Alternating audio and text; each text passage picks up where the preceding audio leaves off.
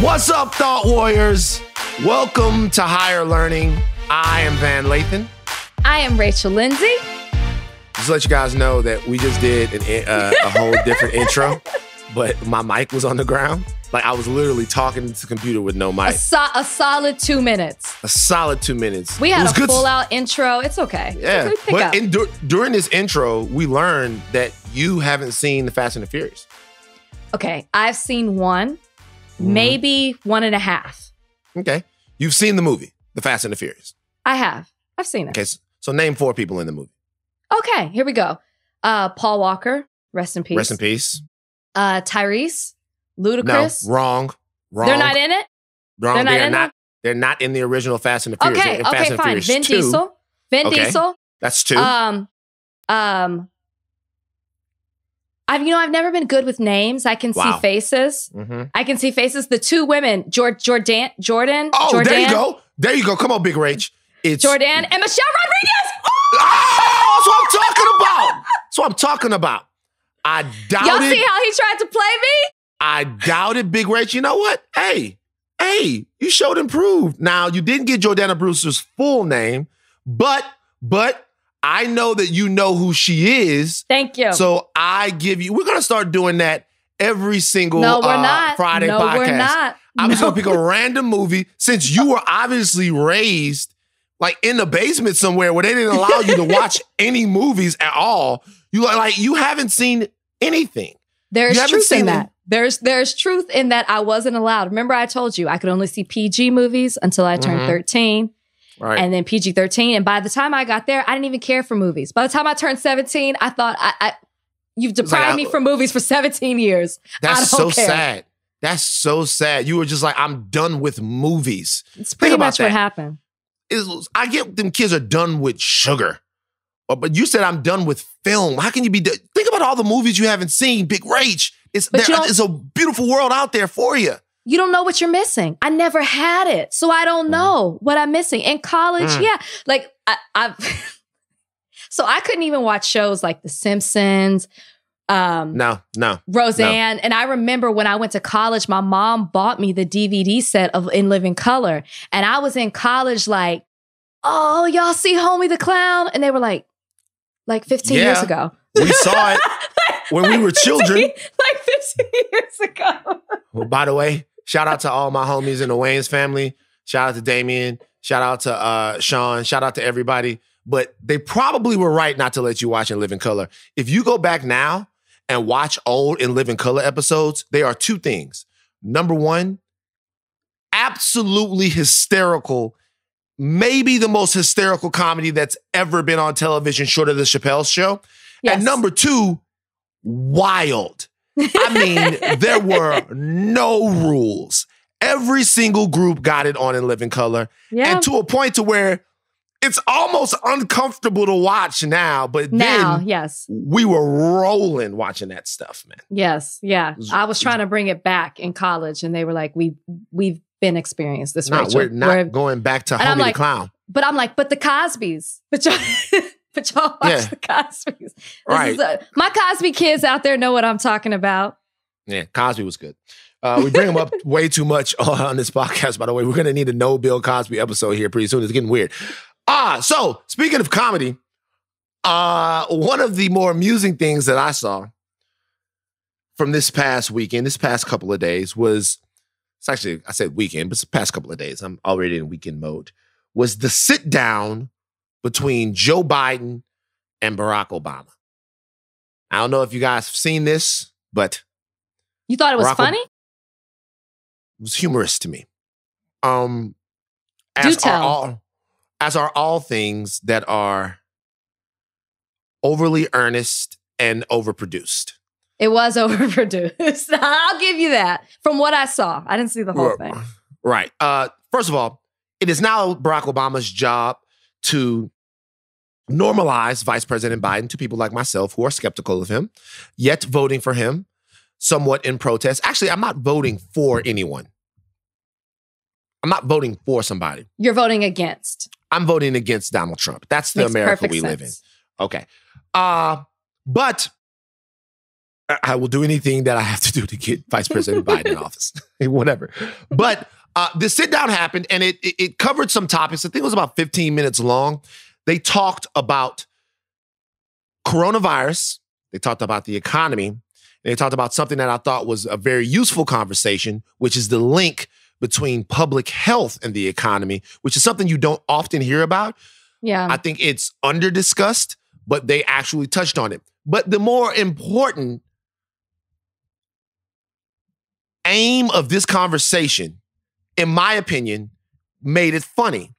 It was funny to me because the obvious point of this conversation was for Joe Biden to remind people that Barack Obama really, really likes him.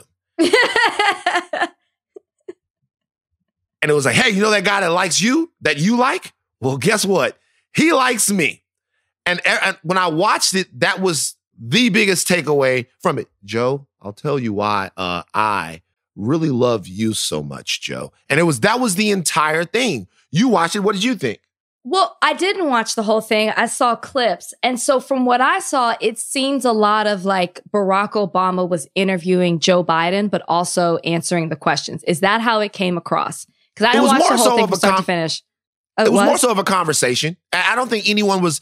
There were times when they both asked each other questions. You could tell that there was probably a much longer and deeper conversation that happened, and they cut it down and gave us the best moments, which is nothing, no shame in that. But yeah, they were both asking and answering questions at different times during the back and forth. Yeah, I mean, I didn't watch it because I really didn't see I understand why they did it. I agree with you. I didn't see the importance behind it. It was more of a reminder that I was Barack Obama's vice president. Barack Obama is my friend. And you guys should vote for me because of Barack Obama. Like, that's just kind of how I took it. It didn't have any impact on me. I wasn't anticipating watching it because I didn't. It just didn't do anything for me. But I understand the purpose behind it in light of who he's fighting against and what he's fighting against. I get it. And I think that Obama got a lot of criticism before when there were so many Democrats running for president on the Democratic side. There was a lot of talk that Barack Obama wasn't saying anything. He wasn't supporting Joe Biden. Who is it that he's endorsing? So I feel like now he did his town hall, like a month and a half ago, maybe 2 months. Now he's doing this sit down. I feel like he's being more of a presence because we hadn't seen so much of him before. And it's just a reminder that, hey, if you love Barack, he loves Joe Biden. Right. So I think that the president actually made the right move, not getting in until the American people had their say. You love, show me how much wine you got there, Big Rach. Big Rach just took a swig of that wine. Big Rach just took a swig of that wine. That's what I'm talking about. You live your best life, black woman.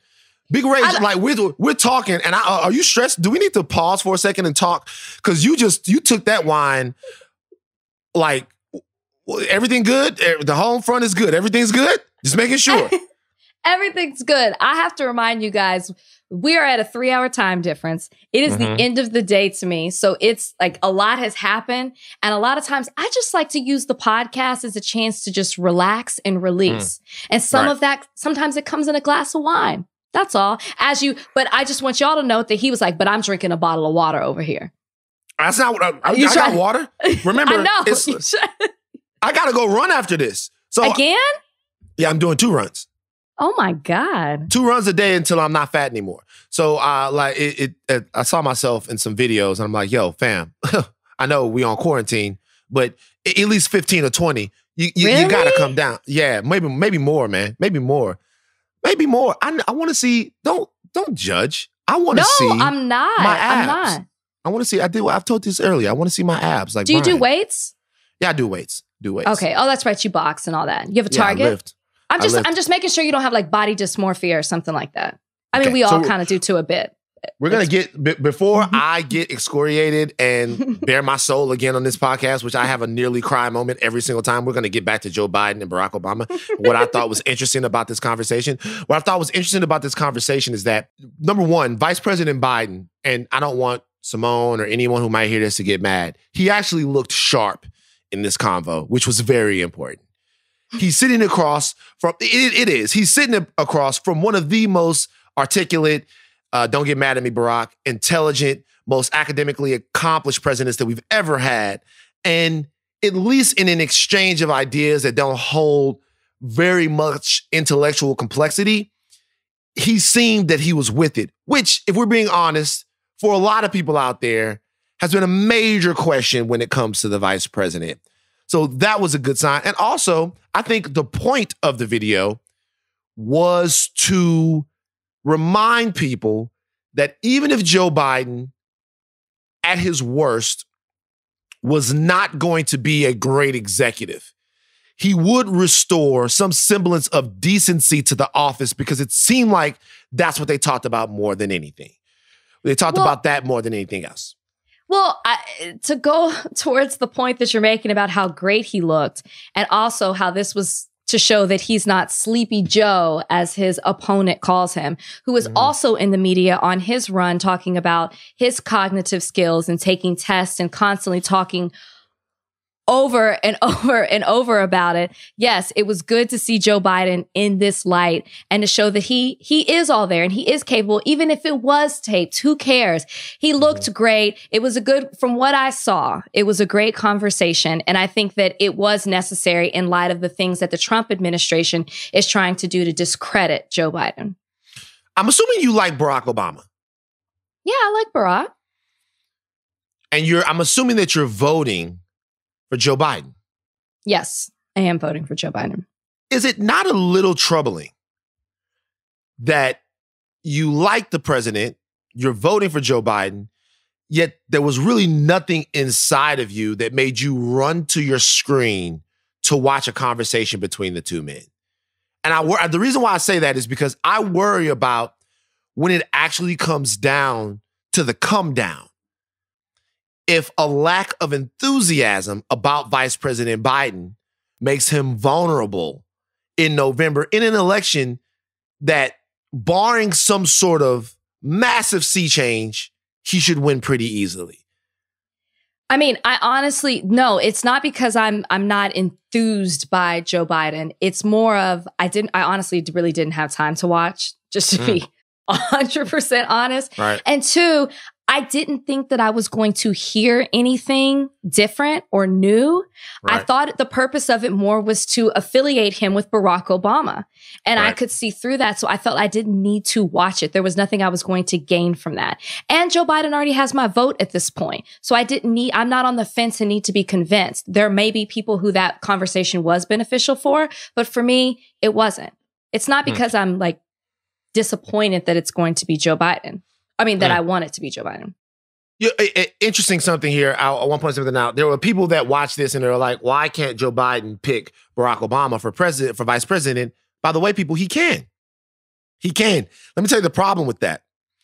Let's say that Joe Biden picks Barack Obama for his vice president, right? He can totally do that. Barack Obama cannot be president again. It's unconstitutional. 2 terms, you're out, buddy.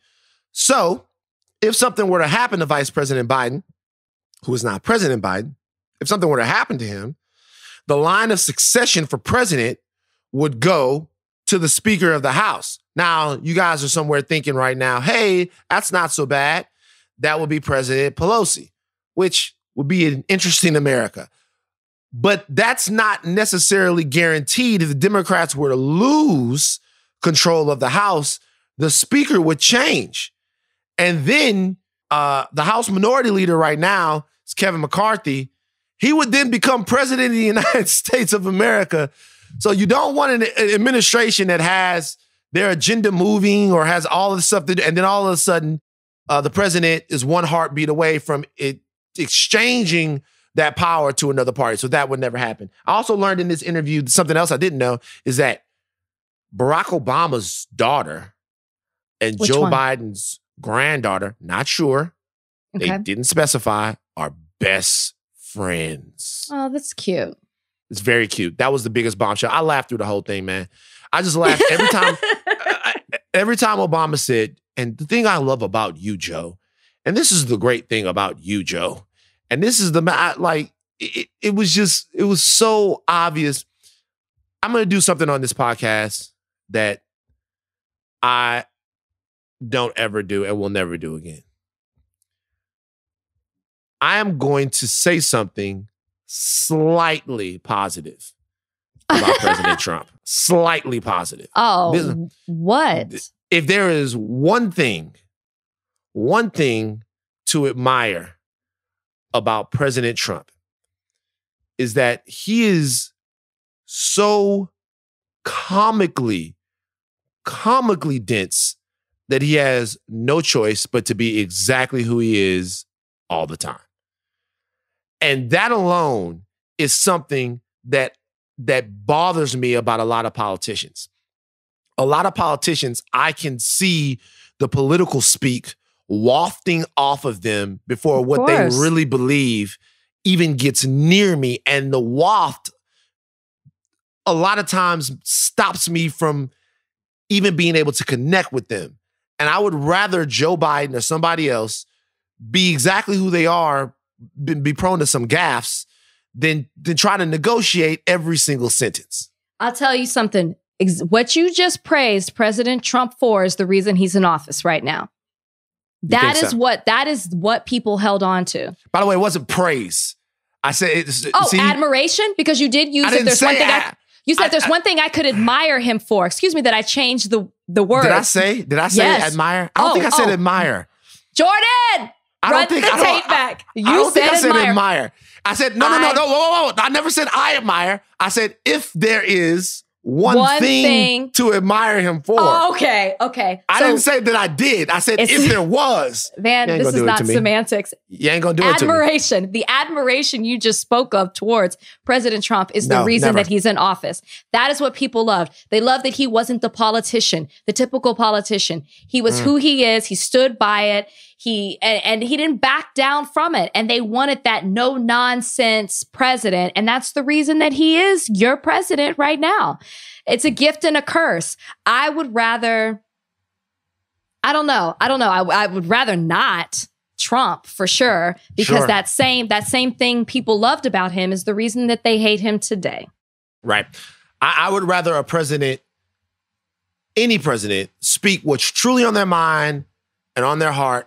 But I would rather that not be vicious, vile racism, classism, elitism, xenophobia, and all of that stuff, and just rank incompetence at all times. So I want you to speak, but I just want you to be the right man or woman or man for the job.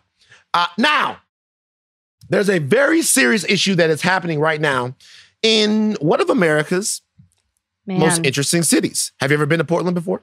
I actually haven't. Have you? No. But I'll tell you why I say it's one of the most interesting cities. Because I watch the Food Network. And if you watch the Food Network, Portland got it cracking as far as its food is concerned, man. Portland got great donuts. Portland's one of the best food cities in America. It's a fact. You don't know. I know. You're laughing at me. You know what I mean? Like, you know, like you're laughing at me. I hate food shows because it doesn't appeal to me because I can't eat the food. I don't want to watch all this good looking food and there's nothing I can do about it. I don't understand the appeal. I really don't. But go ahead. That's a weird thing to say. You can see the food, and then if you're ever in Portland, you can get the food. Or you can see the food and then go out and get some food like it in your own town. I'm about to make you upset again. I'm not a foodie. I'm very picky.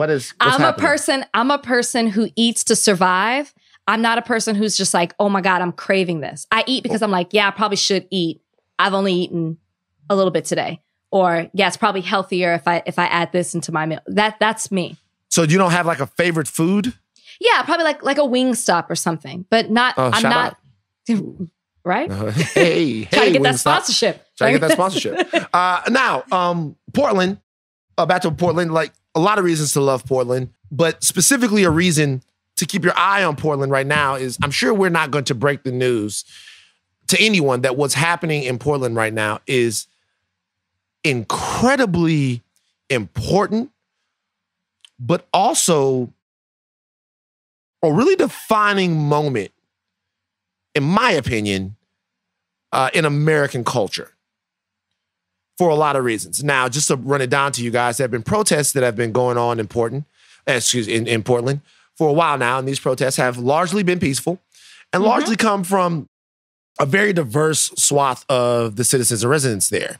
Everyone. You're seeing moms out there. I saw one lady out there that was protesting that was actually a county commissioner that was out there sort of making yeah, absolutely. It's been really a beautiful thing to see the way the city has come together, and really in places, unlike other places where a lot of the protesting has sort of quieted down, Portland seems to have gotten a lot louder, okay? Wow. Since then, since these movements have been happening there's been a mobilization of basically a secret police made up of different agencies that fall under Homeland Security that, if you ask me, are wholesale violating the civil rights and the right to protest and the right to assemble of American citizens. And they're doing so without identifying themselves, without telling anyone who they are, who they report to. We don't know, in complete and total anonymity, should I say. Complete and total anonymity, and dragging people off the streets into unmarked vans. Yo, this is wild. This is 1939 Germany style. This is authoritarian autocrat style government that was happening in a major American city, right? Where it seems like the lawlessness that we are watching is completely on behalf of the governmental officials that are carrying it out. It's crazy. It's insane. It's a scene out of a movie I was probably not allowed to watch. Right. It's okay. Do you watch The Handmaid's Tale? Of course. Okay. When Handmaid's Tale came out and everybody was talking about it, you watched it because it was entertaining and you were like, no way could this happen in America. It is so outrageous. But if you watch The Handmaid's Tale, and as you go from season to season, and this is not spoilers, you learn that this didn't just happen. It happened over time. There were little things that happened that shocked people, but they continued to happen where it became normalized. And you just thought, oh, okay, but it's never going to be bigger than that until you're living in this type of world. There's a book that I read in quarantine called not The Vox. You know, Black people love to put a "the" in front of certain things. Yeah. It's just called Vox. Right. Vox. It's a very good book, and it is a present day Handmaid's Tale. And it's the same type of thing. And it's about the government getting extreme, and slowly but surely you start to see the rights of the American citizens being taken away. You need to pay attention to what is happening right now. Don't get complacent by it. Don't say that this is just one thing that's happening in a city. You need to be shocked. The shock value needs to stay there because your president is talking about implementing this into other cities. He just said earlier today that he would. He's planning on going to Chicago. Operation Legend, I think it's called. Chicago, I've heard Albuquerque, and I've heard why I didn't even know anything big was happening in Albuquerque. I saw something like that. And I saw something else. And New York as well. So you need to pay attention. It's happening. And it's crazy to me that President Trump can complain about the fake news media using propaganda, to get out their message. But yet that's exactly what that administration is doing by claiming that Portland is a war zone. They're showing certain things that are misleading as to what is actually happening on the streets of Portland. The governor of Oregon does not want these officials, the Department of Homeland Security there. The senators don't want them there. What's happening is that there have been protests every day. We're going on 50 plus days now since George Floyd, and majority of them have been nonviolent and peaceful. And President Trump is using some isolated incidents, some that happened with anti-government people that weren't even related to the protests, and using that to justify what he is doing. He is violating the rights of American citizens. You need to wake up. You need to pay attention to what's happening. You need to be bothered by it. And the reason that protests are continuing in Portland and they're going up and up again is because it is in It is in protest to what is happening right now with these people taking them and putting them in unmarked vans, with this military force coming against them. The protests were actually dwindling down, but now they're protesting against what's happening to them because they are being violated. I'm telling you guys, wake up. She's absolutely right. You get in your bag, Big Rach. Like, you're absolutely right. Couple of things here. Number one, the reach of the federal government here is particularly troubling. Normally, the right fancies themselves to be the party of limited government, and complete limited government and transparent, all of that stuff, right? They want to make sure that you have your liberty as Americans. The libertarians and the far-right radicals who say freedom over everything, who say, I am free, so I don't want to wear a mask. Where are you now when Thank you. The rights of Americans are being trampled by guys who aren't even paying attention to the basic tenets of the Constitution? Where are you now? Everybody out there, right? Everybody out there who uses the Second Amendment as a shield to go and buy a rocket launcher and say, I'm free to have it, it's lawful, I got to be able to protect myself. Why haven't I seen these same militia groups on the street when the government is actually doing what they feared that the government would do, which is impose its will on the American public? I don't see any of that. It's weird. It's almost as if it's all bullshit. Okay? That, and then there are other questions. There are questions about how the president is actually using this. One of the most important things that you just said is that the notion that Portland is on fire is a lie. Portland is actually not on fire. Not even close. Do you know how I know Portland's not on fire? I did another podcast earlier this week. That podcast is called Way Down in the Hole. It's a rewatch. Or not earlier this week, earlier today. Way Down in the Hole. It's a rewatch of The Wire. It's a great podcast here on The Ringer. It's me and Jamel Hill. Watch every Tuesday and Thursday. Listen. Subscribe. Way Down in the Hole. That's here on The Ringer and Spotify podcast. Now, I do a different podcast. Someone had to sit in today on that podcast. Our regular producer was out. The guy that sat in today is a guy named Dylan. Shout out to Dylan. Dylan is in Portland right now. It's a producer. Yeah. And I asked him, I was like, yo, man, how are you? You okay? Things going well? How are things there? He goes, oh, actually, I'm totally fine. He's like, that's actually all happening in one concentrated area. He's like, I never go down there. I never see it. Everything here is completely and totally normal. That is not for me to diminish the importance of the uprisings and the protests that are happening in Portland. What I'm saying is that there's a false narrative that is being used to give the president the impetus, or the excuse is a better word, that he needs to go into American cities, stomp his boot on them, and then use it to horse trade for political leverage and gain come November. He wants to be the law and order guy, and we are going to suffer for that. There's nothing in Portland that could not have already been figured out if the officials there and the public safety officials there were committed to de-escalating and actually empowering the people that are there. So you guys have to watch this totally, because I don't want to go too far with it. But guys, this is the way societies end. I promise you, and if you don't listen to anything else that we talk about, that I talk about on higher learning, Big Rach has her own opinions. It's not a we, it's a we, but it's also individual. Listen to this.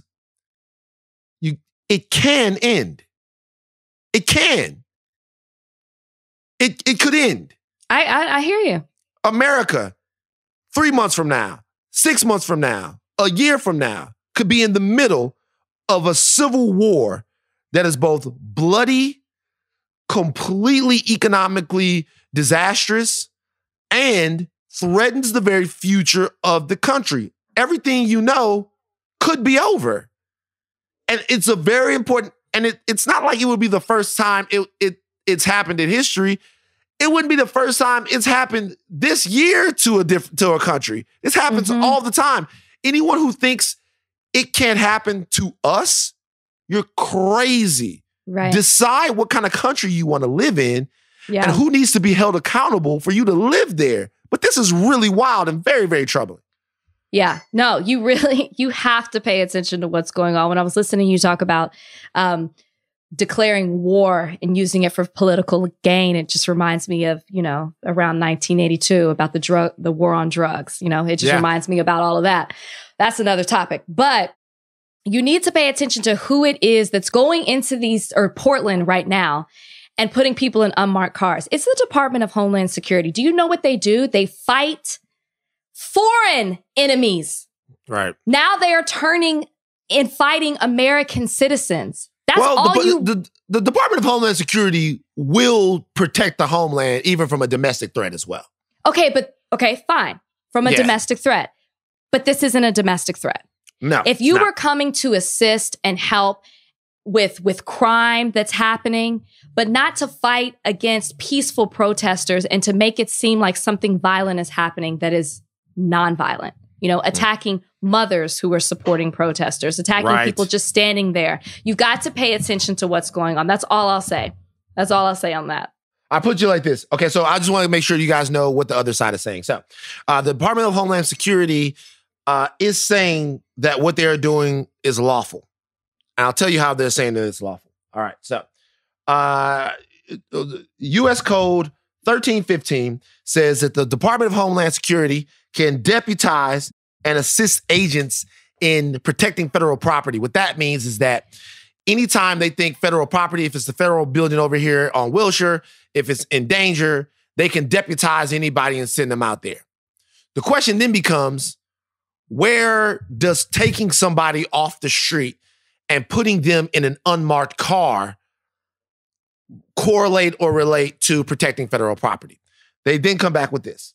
They say that agents are allowed to conduct investigations that are intertwined in the exercise of protecting federal property. That is what they are saying. I'm letting you know that that is what they're going to stand on, and I'm telling you that that is complete and utter bullshit. Total bullshit. The Department of Homeland Security does not have the right to come into an American city, take a protester without identifying themselves, and put them into an unmarked car and detain them.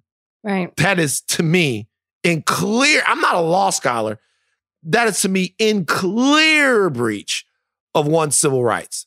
And guys, if this is where we're going, if this is what we're going to be dealing with, then we really need to reassess in a very short amount of time how much we're willing to accept as the American electorate, as American citizens.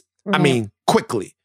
Because this is full on, this is the scary shit. And to know that it's going to spread now, and to know that it's part of an election strategy by the president. That's what I was going to say. Exactly. It's a performance. It all plays into his law and order. This is what he's doing. This isn't because of something he believes is a true domestic threat or a problem that's happening. It is all to play into a performance of, I am fighting law and order, and Joe Biden isn't. That is pretty much everything that he's saying, and you have to pay attention to that. That's why he continues to lie in the media. That is why he's not continuing. He was corrected very recently by Chris Wallace about saying that Joe Biden doesn't believe in that. That's actually not true. And that's why you need to pay attention and research these things for yourself. Do not take everything that people are telling you as face value. This is a performance. That's all. It's a performance. Right. There you go. Now, let's talk about something.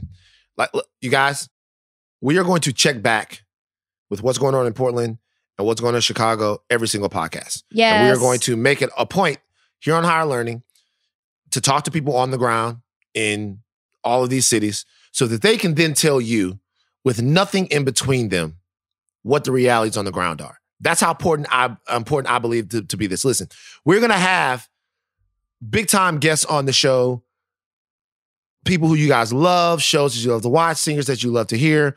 All of that is coming. But what we are going to make sure that we do here on this podcast is have you guys educated to the realities that are going on in these different American cities, where really the fabric and the foundation of what it means to be a free American is being tested every second of every day. Okay? So we're going to make sure that we do that and that we keep you guys tethered and connected to that. Now, time for a little bullshit. I was involved in something. Okay, listen. All right, I wasn't directly involved. Oh, yes, you were. I don't think I was directly involved. Okay, well, go ahead. Tell your story. Directly involved. Tell your story. Okay. Shout out to Stilo Brim, Sterling, my man, Ridiculousness. Sterling's hilarious guy, has a great podcast called the Wine and Weed Podcast that I was on this past Saturday, in which I partook in both wine and weed. It was a very, very fun time. Is that like a requirement to be on the show? You do one or the other? Okay. No, it's wine and, but you don't have to. But you know what? I also felt played because when I was doing the podcast, they were starting to, break the weed down and hand it to everybody and stuff like that. And they didn't pass me any weed. And I was like, feelings got hurt. Yeah. It's like all of a sudden it's 8th grade again. Van can't come. Chubby boy can't play. I'm like, why didn't you pass me? Oh, come on, Van. You woke and you upstanding and all of that. You don't want to do it. I'm like, man, just give me the weed and let me prove myself. That's how I feel every time we podcast. Oh, shut up. But Sterling Stilo Brim was shout out to Ridiculousness. Is the host of this podcast, and his guest host on this particular podcast was Draya Michele. Now, if you guys do not know who Draya Michele is, she is a model, actress, swimwear designer, and formerly on the cast of Basketball Wives Los Angeles. Draya has over 8 million followers on the old Instagram. She is known for in the past making saucy comments. She's known for a lot of things. All right. During this interview, the conversation turned to Megan Thee Stallion and Tory Lanez, a story that we have covered here on Higher Learning. And Draya said this. I predict that they had some sort of Bobby and Whitney love that, drove them down this Snapped-esque type of road. And I'm here for it. I like that. I want you to like me so much you shoot me in the foot too. But as long what? as... Whoa! Wait, no, that is very Draya-like. Drop a grenade. What? I want you to like me so much that if I'm trying to get out the car and you're like, no, sit your fucking ass in the car. And I'm like, no, nigga. I'm fucking getting out the car. No, you're not. He shoots you in the foot. Wow. Yeah. You gonna fucking shut that nigga. No, I'm not going nowhere. In this moment, how you going? Draya just went viral, guys. Yeah. Now notice, first of all, fucking yikes. But notice, as soon as she said it, I jumped in. Let her know. I don't know if you guys watched the whole clip. Told her she was gonna go viral. Tried to walk her out of it. What did you say? Because I didn't see the whole clip. I saw you. I saw you have a big reaction, so I knew you were like, "Whoa, what the fuck did you just say?" So but I need to know the rest. There's an entire 2-minute clip, and the entire 2-minute clip, Draya says what she says, and I feel like she's just joking or whatever. And then I say, "No, you don't really mean that." And she goes, no, I mean, this is kind of what I'm into. I'm like, come on now. And basically that's where I was at. I was like, you wouldn't want to see anyone do violence against you. What I was trying to get her to say, or not even get her to say, let's make sure it was articulated, is sometimes there's a certain energy that women like to be around. Like there was a versus battle last night with DMX. And I remember everybody was on DMX when he first came out because there's energy around, right? An energy that DMX has. Love it. You couldn't tell me I wasn't a Rough Rider. Right. But you don't want DMX to actually shoot you, right? Mm-hmm. And you don't want to ever feel like he's going to actually shoot you. I was trying to get Draya, who, by the way, can speak for herself. Those are her thoughts, to say that, but she didn't. And they kicked her motherfucking ass on Twitter. And not just they, but Meg Thee Stallion, who was actually friends with Draya, tweeted about it, called Draya a dumb bitch, and said that Draya was laughing at her getting shot. You are the woman of the house here on higher learning. I defer to your all-encompassing knowledge and wisdom. So I first met Draya on Basketball Wives. Love the show. Okay. I'm a reality TV junkie. Right. So I would expect nothing less from Draya than to make that type of comment. I don't have any standards really when it comes to Draya. So that I mean, I'm going to be 100% honest, and I feel like I can be that way based on how she responded to that situation. Okay. Nobody else made a comment like that. When I heard it, it wasn't funny. It wasn't clever. It wasn't sexy. It wasn't cute. I don't know what she was trying to do, but it didn't work.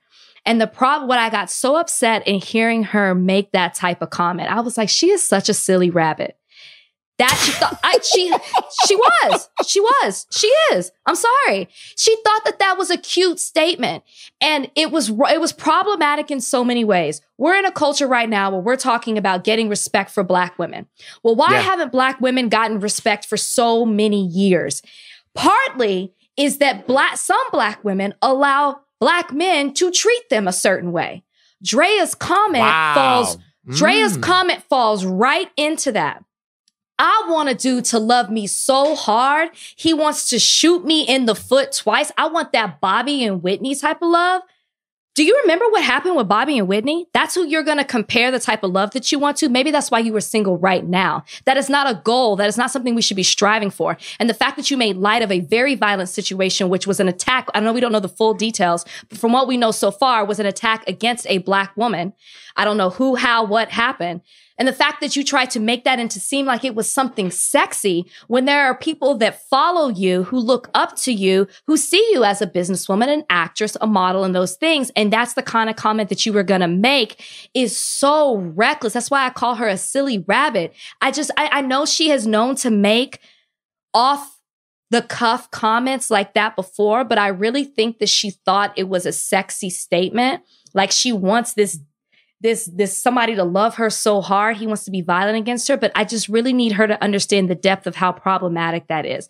We don't need to be an advocate for violence, especially violence against women. It's just so wrong on so many levels. And the fact that she couldn't read the room and know not to say that type of thing, she deserves to be dragged in every single way that she can, because it's not like she said it and tried to retract. She doubled down on it. No, like this is what...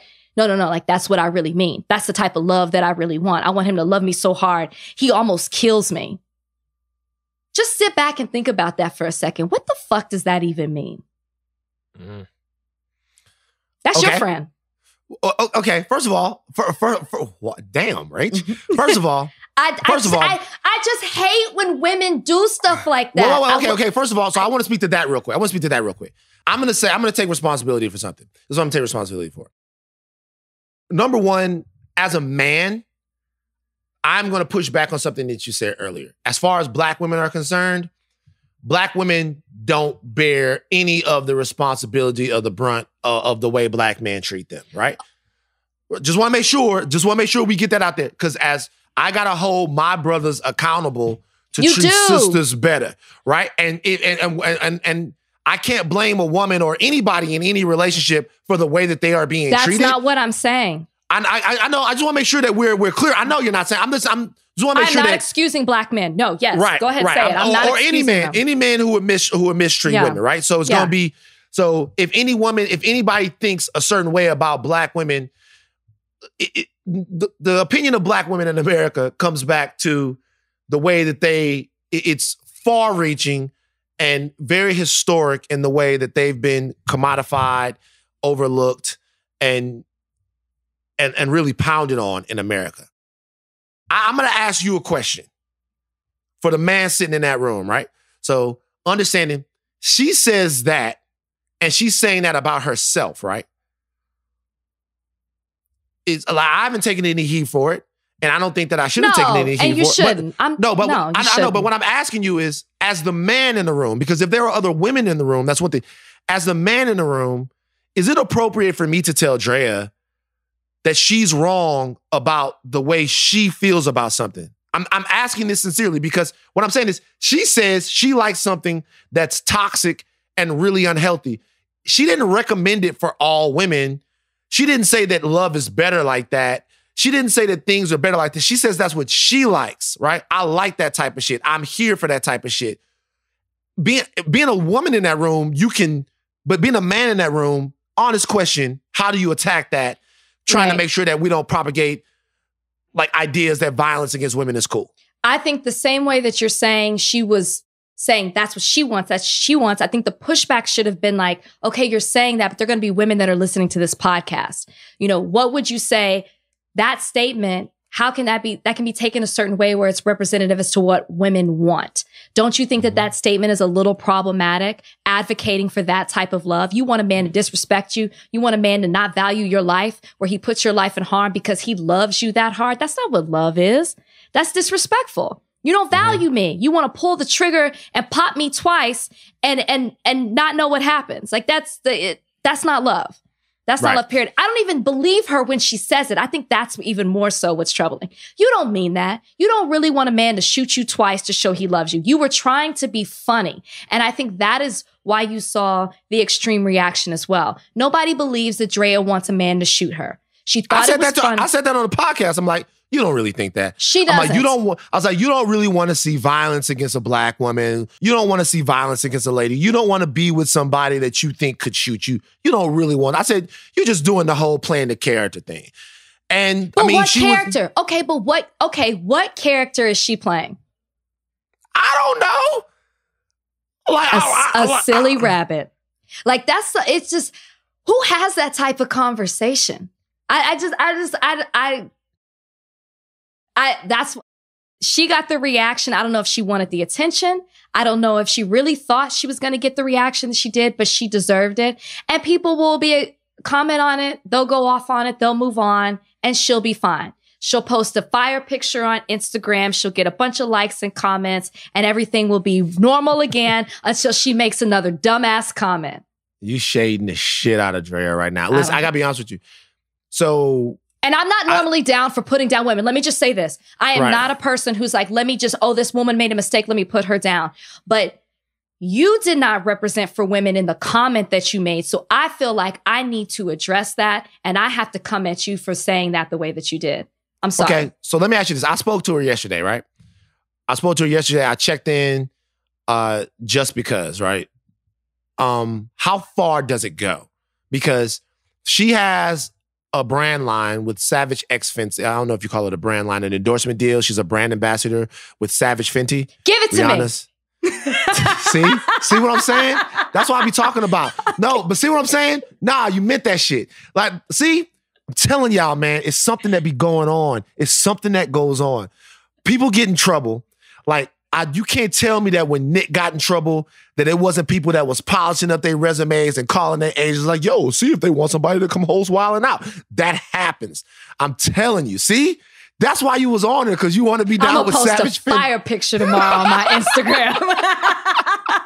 It's such a cruel world, man. No, but no, really. What were you saying, though? How far does it go?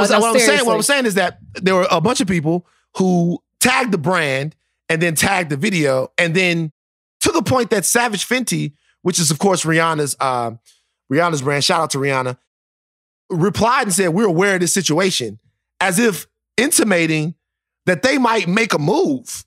What's a moral issue? That's in everybody's clause. It's moral turpitude. And obviously, when you consider who Rihanna is and some of the things that she's been through. Thank you. Right. So, but I'm asking you is this. Is that, in your opinion, is that too far? Draya apologized on both did she? Her Twitter. She did. She apologized on Twitter and on the gram yesterday. And when I spoke to her, she seemed very blindsided by the entire thing. I am making absolutely zero excuses for her. She said what she said. Fine. But the question is, and the question we should all be asking ourselves, and God damn it, everybody is fucking up. Like, you don't see the apology. Where's the apology? It was posted. On her story that'll disappear in 24 hours. A 24-hour apology? Did you look at? Did you look on? But everybody apologizes on stories. Oh, look, I'm a person. Like, it's a 24-hour apology because it'll disappear and go into the ether, and nobody knew that If you hadn't told me that, I would have looked and been like, oh, she didn't even apologize. Right. You get what I'm saying? I do. And also, by the way, I understand why everybody was upset. And I said it in the moment. I said, you're going viral. You had an extreme reaction. I said, I knew that people were going to react to that in a way. Now, the entire podcast was legitimately one of the most fun podcasts I've ever been a part of. It was very funny. We really touched on a lot of important things. But it's just like that I knew that it would trend. But at one point, she was at like 80,000 tweets. Like, it was really, really going up. Also because Megan responded. Megan did respond. It brought even more attention to it. So to answer your question about is it going too far, I am not a proponent of cancel culture. I genuinely believe that all people make mistakes. You hold them accountable for what we do. And there are some certain repercussions that you have as a result of the mistake that you made. And rightfully so. But do I think that we should absolutely cancel her? No. However, she has had problematic behavior before. So it's like, I maybe not to this level, but I'm just saying, I wouldn't be surprised if in a few months we hear something else. I also am not a fan of people who double down on a statement they make. And then as soon as they realize, oh, wait, the public didn't like it, now it's time to apologize. I'm not a fan of that because I don't really believe your apology because you gave her the chance to retract it and she doubled down. But if the result out of all of this is that she does lose her contract with Savage Fenty because of the comments that she made and because it is in complete contrast to what Rihanna stands for, then I understand it and it's a result. But I wouldn't tell people to cancel her and cancel her on all fronts, but she should be held accountable for what it is that she did. It was stupid. It was stupid. It was very, very swift. So is she going to be on the podcast next week? Who, the Wine and Weed podcast? Oh, she going to be on our podcast next week. Draya can pull up whenever she wants. I mean, as far as I'm concerned, we have to have here on Higher Learning, we have to be in unison about wanting the guests to come on. Okay. Mm-hmm. Like that time you tried to get Heather B to come on and I was like, I don't think that she should come on the podcast. Stop. So it was like, we don't have a whole windmill section on the podcast, but she could come on. Would you want to talk to Draya face to face about some of the things that you just said? Do you feel like it's that big of a deal? I would totally say anything that I say here, I would say face to face. You talking that shit. I love it. I would say face to face to her, but I think that she would have to accept it in light of the comments that she made, right? Like she could have a chance. She could defend herself. She could say what she was really thinking when you question her and she doubled down on it. She could talk about all of that, but I stand by everything that I just said because she's not the only person who acts like that. I've seen people do it and I just hate it. Again, I'm not excusing men who treat women a certain way, but let's also not give them a reason to. See, I don't like that. Like, we don't need a reason. You don't need a reason, but do you understand what I'm saying? I'm trying to think of something else to compare it to, but don't say that that's what you want from a man. And then if a man does it, that's what you requested. Don't do that. That's problematic behavior because you don't want them to take that to the next person. That would be their fault if they did, but I'm just saying, don't give them a reason. And that reason being you're allowing it. Okay. Last night was the versus battle between DMX and Snoop. You didn't watch it. Rachel didn't watch the versus battle. I was working. Rachel didn't watch the versus battle. Okay, so since Rachel didn't watch the versus battle. But please tell me about it because I love DMX. No, it's like, I gotta be honest with you. I'm glad you didn't watch it. What have you been doing? You've been doing a lot of stuff. Working. I started filming again. I filmed 3 times a week. So I was working late last night. And again, there's a time difference. I know, but like we gotta be on top of shit, Rach. I am on top of it, but because didn't the versus battle start at like 6? Something like that, 6 or 7 or something. And I was like, what happened? It was started late. I was working until almost 9 o'clock at night. I was pissed. I wanted to see it. I'm a man of two worlds. You want to know? You want to know how? How? I'm a man of two worlds. I watched the versus battle while I was on the driving range. So I'm a man of two worlds. I literally was at the driving range hitting some golf balls, trying to be an elitist, upper class, trying to do what the cultural elites, the coastal elites do. You know what I mean? We make deals on a golf course They do. while watching the versus battle. You know what I mean? Multitasking. I'm going to ask you this. Cool, you didn't see it. That's almost better. Versus battle, DMX versus Snoop Dogg. They're so Who different. do you think won? I would say Snoop, but I feel like I'd be more excited for DMX because we see Snoop all the time. And he's also become commercialized in a way with the whole Martha Stewart thing. And he's very available, but DMX is not. So I'm already down for DMX. If he would get my vote without even seeing it, because I haven't seen you in forever. So I'm just like craving some DMX energy. Do you know what I mean? Yeah. So I'll put it to you like this. Anytime you have a versus battle with these two monumental greats, it's the culture that wins. And that is very true. But if we're talking about track for track in the actual competition, who won? Snoop fucking washed X. Of course. And anybody who says any differently is from Yonkers. Like Snoop washed X. He really did.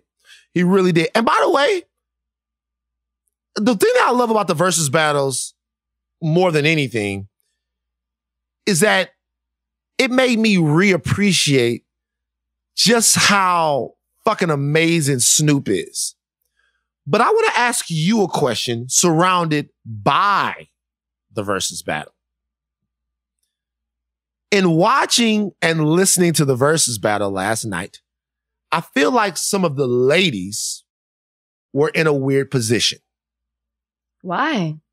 Because what did he play? We are in, he played it all.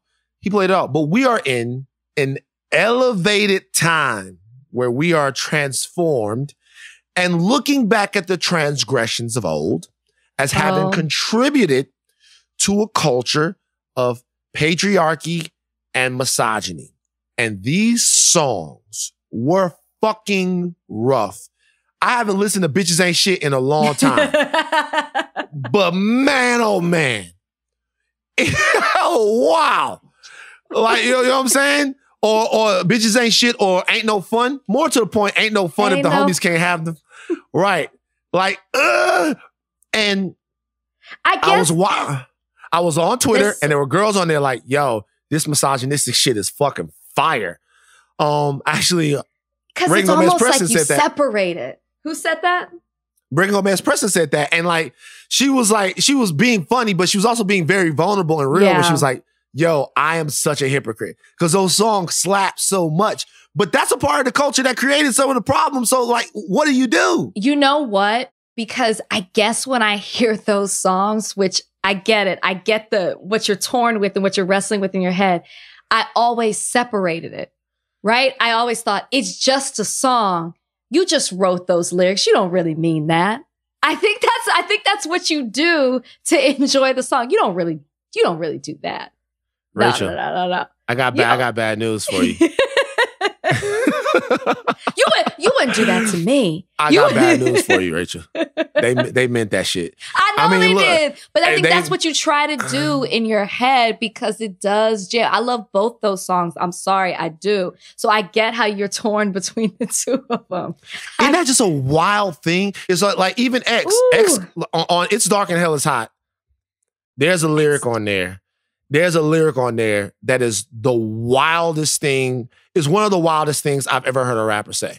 I'm not even going to bring it up because I don't want to start anything for X, but it's like one of the wildest things I've ever heard a rapper say.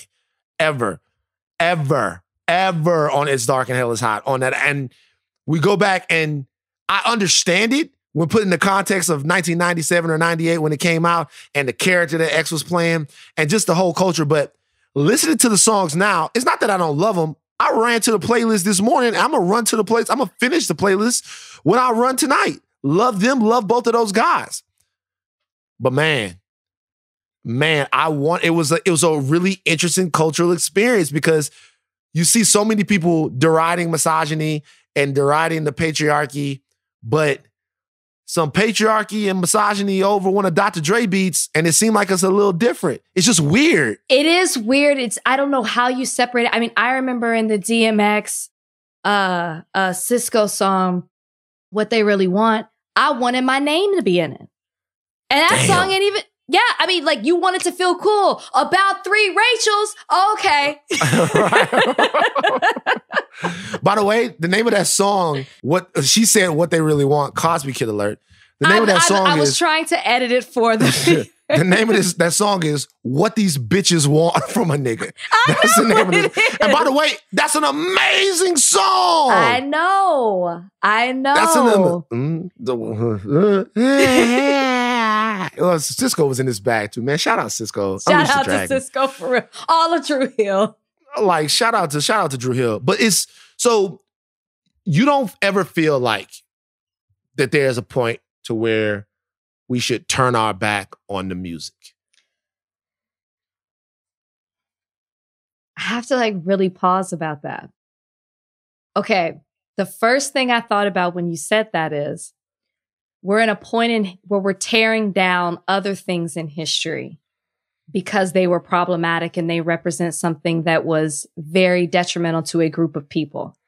So how do you differentiate that from the music if it hurts a certain group of people as well? We're all hypocrites. Well, we are. I mean, I can't, I'm not even going to pretend like. No, there's no other word. I could. I'm not even going to pretend like I'm going to one day, it's just so, it's because you feel really detached from it, man. I do. Also, I feel detached. I'm listening to it, but it's just something I'm listening to. I'm not adopting this mentality. People know this is just a song. I know I make all the excuses in the world. It's wrong. But I gotta be real with you though. And I want to believe that about myself. I really do. But the reality is that I know it's not true. I know it influenced me. It's something, I had to unlearn it. I did. I had to unlearn it. Yo, in 1997, 1998, P and J and all of those guys, they looked like the coolest guys in the world. They did. When they were pouring champagne on models in Hey Poppy, Dame and Jay, it's not like I wanted to, it's not like I looked at it and I admired it. Part of my thing was I wanted to get to a place where I could too do that. Mm-hmm. And this is why certain artists, who I'm not going to mention anymore, meant so much to me, is because when those guys came out and they started rapping and really making rap, they were making rap for the guy who I knew I could be. See, I knew that I could never be the dope dealer or the dude that all the girls wanted to have sex with on a private jet, spraying champagne on people. I aspired to it, but I knew that that wasn't really going to happen. But then that other guy, I felt like him. So going back and looking at the way the music influenced me is, sure, I listened to the music for entertainment. Sure, I listened to it, but I took cultural cues from hip hop. Yeah. I really did. I took cultural cues from hip hop. Hip hop taught me how to dress. Hip hop taught me how people in New York were dressing, how people in Cali were dressing, how people in Miami were dressing. So if I was going on a trip to Daytona Beach or to Miami, I would dress like Trick Daddy and them, and that's crazy. No. I would. I had the polos. You ain't got no polos to me, girl. You know what I'm saying? Like, well, so I wasn't dressing like Trina though. So and I was not. Mm-hmm. So I think it's funny because I listened to the songs and I never was like, I don't know, maybe it's different for women. Maybe I wanted to be in a music video because I thought that was cool. So maybe maybe it did have some influence on me. I always wanted to be in a music video. Really? I did. Not dancing, but like the girl riding in the car, the girl they were trying to get, you know what I mean? Right. So maybe it did have an influence on me in that regard, but I never was like, man, I want a man to treat me like that. I never felt that. You know what we're going to do, Rach?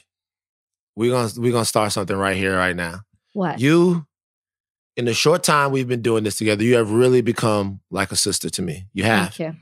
And I don't want you to continue to live your life and not have something that obviously means so much to you. So we're going to start a movement right now to get Big Rach in a music video. We want Big Rach to be the vixen, the tasteful vixen. The tasteful vixen, yes. Riding in the car. Hashtag tasteful vixen. But I want an A-list.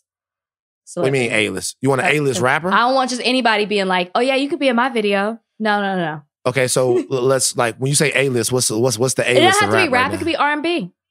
No. Okay, it's gotta be rap. Okay, it's gotta be rap. Like, oh, you could do an August Alsina video. I mean, that would hide. You could maybe pass. No, August Alsina. What's the A-list? So like, I'm gonna throw out some rappers. You tell me whether or not they're A-list. Okay. Okay. Rick Ross. A-list. Okay. Big Sean. Big Sean is A-list. Bow Wow. How far of the letters are we going down? That was for nothing. You took a shot at Shad for nothing right there.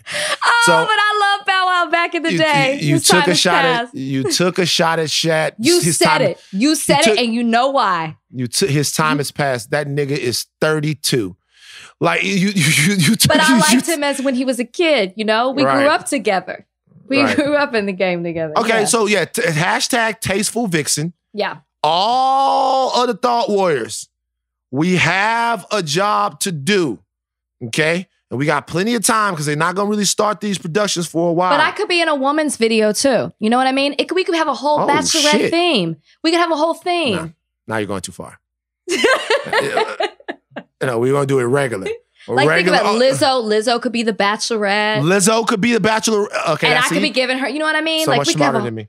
Yeah, we could have this whole thing going. Y'all make it go viral.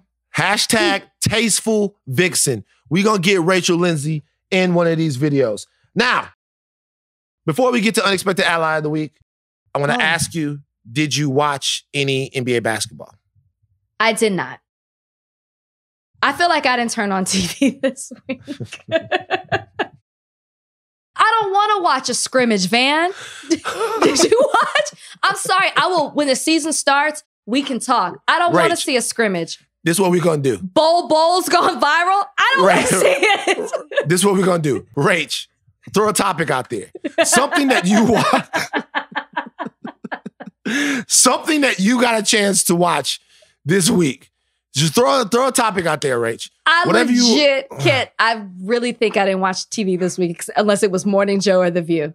Right. Morning Joe or The View. Well, just real quick, we'll do this. How are things on The View? Is Megan angry? Megan was good. Today, what I saw, Megan was really good. Megan was good. I did that on purpose. Thank you. Yeah, you did. Tell me about basketball, though. Tell me about the scrimmage. Tell me about that AAU tournament. Okay, so it looked like an AAU tournament, and it did. First of all, I will say this. Kudos to the NBA for being able to have some semblance of production value. It looked sort of cool.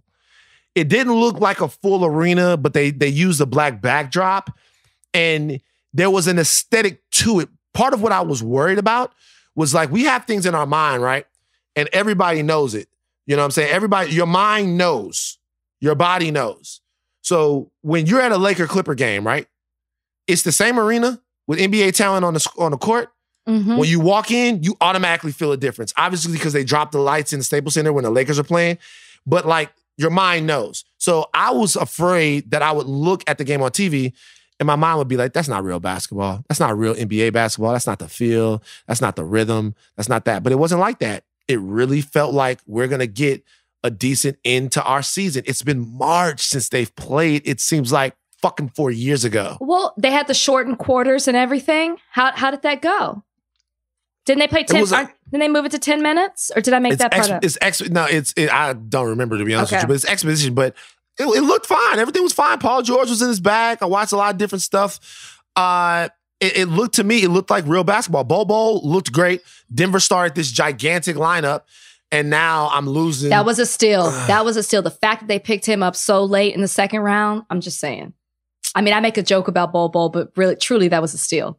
for the Nuggets. Don't try to come in here and act like you know what's going on now. See, you didn't know I know that tidbit. Talking about, now you didn't even watch the shit, and now you're like, oh, I saw the highlights. Bol has incredible wingspan and a high motor.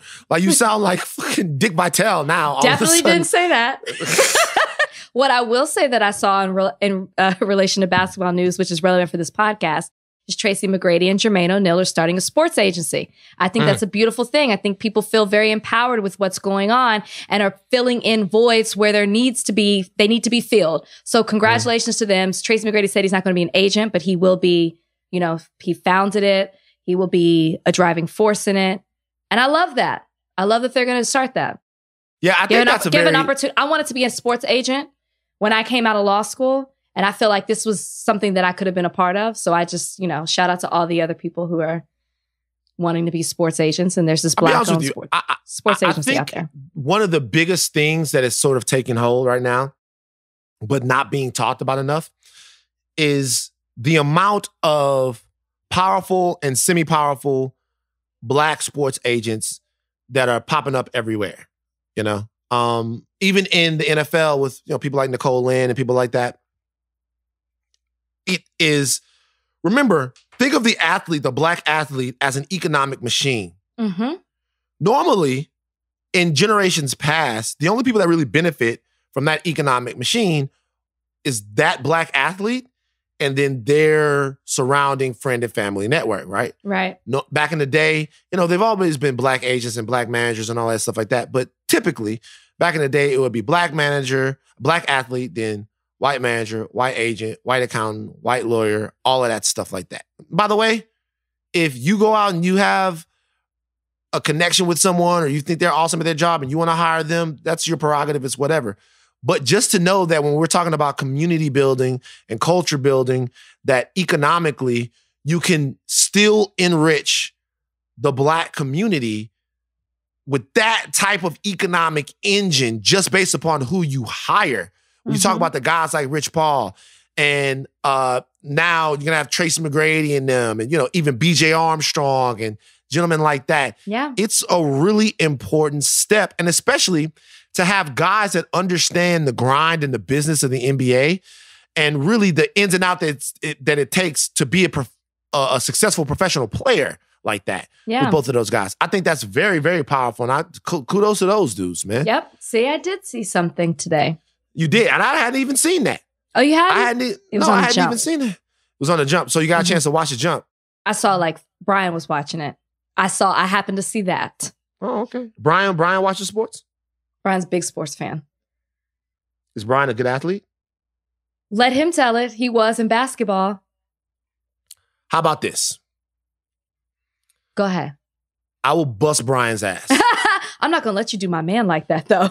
How about this? Me and Brian. Brian's one of the best basketball players I've ever seen. Now me and Brian, 1 to 11, higher learning at the end of the year, special live higher learning, me versus Brian in basketball. I'm telling you right now, How tall are you? I'm 6'4". I'm telling you right now, I don't give a damn about any of this Colombian beauty model shit. I'll bust Brian ass. Tell Brian I said it. Brian tell you he loves to play basketball? I'll bust his ass. I'll bust Brian ass, When's the last time you were on a basketball court? Last Saturday. Oh, okay. Who was your unexpected ally of the week? Oh, man. I don't really have an in-depth one, but I'm going to go with, so I'm you this week, right? Because normally I'm on point with my unexpected ally of the week. I'm going to say Major League Baseball. 2 things that I saw. I saw a manager for the Giants, I believe, takes a knee during the anthem. Beautiful thing. Don't really follow baseball, but I followed that. I thought that was great. I think it's setting a tone. Opening day, love to see it. And then I saw that, was it the Red Sox that had a sign that said Black Lives Matter? Hilarious. It might have been the White Sox. It was definitely the Red Sox, but it's hilarious coming from the Red Sox. I get it. But love to see it. Right. My unexpected ally of the week is former Skid Row lead singer Sebastian Bach. Okay? Sebastian Bach from Skid Row. When I was a kid, he screams and hit. I'm like, ah! He's like screaming. That's how Sebastian Bach used to sound. You don't remember Skid Row? The name sounds I'm trying to gather this. Yeah! He would scream his head off. Yeah! Sebastian Bach. Like he was like a that's what he would do when he would, because there was other hair metal bands and they would do different, but Sebastian Bach. That's Sebastian Bach. That's him. Like he could really sing now. Sebastian Bach challenged Trump supporters around the world, threw down a gauntlet. He tweeted that Trump supporters stand against rock and roll. He challenged anyone who loves rock and roll to not support President Trump and his divisive policies and agendas for America. Shout out to you, Sebastian Bach. Skid Row was cool, and now you're cool. You wore some questionable T-shirts back in the day, and they brought them back up on Twitter when you said what you said. Oh, did they? People changed. They did. But shout out to Sebastian Bach. That is enough for us. Hashtag Tasteful Vixen. Real quick. I got a quick question for you. Who you got in the fight? Mike Tyson or Roy Jones Jr.? That's a great question. This is an exhibition fight. I don't know if you guys know this. It was announced earlier today. I hope to have either Mike or Roy next week on the podcast. I've been kind of trying to talk to both guys. Yeah. Seriously, they're gonna do a whole bunch of press. If Roy comes, we have to play the song. Yeah, I almost forgot. Yeah, I can get Roy. Like Roy. Here's the thing about getting Roy on the podcast. Here's the thing about the fight. If this fight is anywhere near full speed, Mike is going to kill Roy. I'm going for Mike. If it's anywhere near full speed, Roy Jones Jr. at his peak was an unstoppable boxing killing machine. Offensively, maybe not a better fighter in the history of the sport. We ain't there no more. And Mike still got a ton of power. All right. So to me personally, I think if they go full speed, Mike gonna kill Roy. What about you? Yeah, I'm going for Mike Tyson. You know what? I ain't paid attention to Roy Jones Jr. since he came out with the I smoke, I drink. Hey, I'm supposed to stop, but I can't. Hey. Do it big, then. All of a sudden, what was his line? What was his rap? Roy Gold said, because Roy got there. Roy keep at least 6 women up in the bed. Roy keep at least 6 women up in the bed. At one point in the song, he actually said, because Roy gets head. I'm like, Roy, like, relax, dog. Like, what are you, like, Roy? He like, was done. I was done with him after that. To the kids. Like, Roy, body head. You couldn't think of anything else that right. But see, the thing about that is, what can he rap about, though? He can't rap about, like, moving no dope or hurting nobody, and it's very corny, because the first song he came out with was, by the way, Roy, that was a big hit for Roy, so I want to give Roy his credit. We used to strut to that all the time. That was the song. Yeah, that was a big hit for Roy, but, like, Roy came out, and the first song he had was Y'all Must Forgot, and it was boxing related, but that's kind of corny. Right. Like, he's like, how drop Virgil Hill with a body shot. Nigga don't care about that. like that's, like, you know what I'm saying? So, like, he came back and he can't rap about being a drug dealer or being on the streets or boxing. So he really only has to rap about women. And money. And money. And more. And money. So hopefully that little exchange didn't ruin our chance of getting Roy Jones Jr. podcast. But we'll have to see. Anyway. I love the song. It's a good song. Again, and it goes towards our point about not respecting women. But keep going. I'm trying to end the podcast. I'm Van Lathan. I'm Rachel Lindsay. We'll see y'all next week. Bye. What's up, Thought Warriors? If you want to continue the conversation from today's podcast, make sure you join our Facebook group. It's brand new. Head to facebook.com/group/Higher Learning Pod or search Higher Learning Podcast on Facebook to find it. And if you didn't know, you can now watch every episode of Higher Learning directly on Spotify, and it is completely free.